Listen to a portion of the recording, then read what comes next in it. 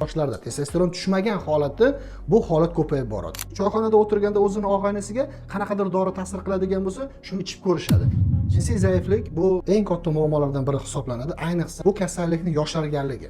Oldin yosh kattalarda ko'proq uchrardi. Testosteronni tushib borishi hisobiga bu narsa amalga oshadi. Lekin yoshlarda testosteron tushmagan holatda bu holat ko'payib boradi. Eng achinarlisi, yosh kelin-kuyovlarda jinsiy zaiflik bo'lganligi hisobiga ancha oilalar ajrashib ketyapti. Erkaklarimiz to'g'ri borib aptekadan qanaqadir dorilar olib yoki choyxonada o'tirganda o'zini og'aynisiga qanaqadir dori ta'sir qiladigan bo'lsa, shuni ichib ko'rishadi. Lekin u bilan sani organizming boshqaligi haqida umuman o'ylab ko'rilmaydi. Unutmang, siz hali yoshsiz, hali qaramagansiz. Sizda ya'ni jinsiy zaiflik, erkaklik jinsiy zaiflik kelib chiqdimi?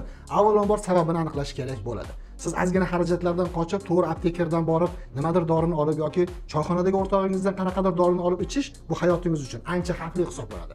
Agar u sizga nojo'ya ta'sir qiladigan bo'lsa, insult, infarkt va o'limgacha olib kelishi mumkin. Shuning uchun hurmatli erkaklar, bundan qochmasdan urolog, androlog bizning klinikamizga murojaat qilib, sababini aniqlab, instrumental laboratoriya tekshiruvlardan o'tib, to'g'ri tashxis qo'yib davolansangiz, siz bundan bir umr qutulasiz. Yoki aptekachi bilan ulpatlarni dorisini bir umr ichib yurasiz, yoki jinsiy zaiflikdan aniq tashxis qo'yib, aniq davo muolajasi olib, balkim bundan bir umr siz dori ichib yurishdan qutulasiz. Siz ham pastelda uzoq vaqt xursand bo'lishingiz uchun biz qo'limizdan kelgan barcha yordam beramiz.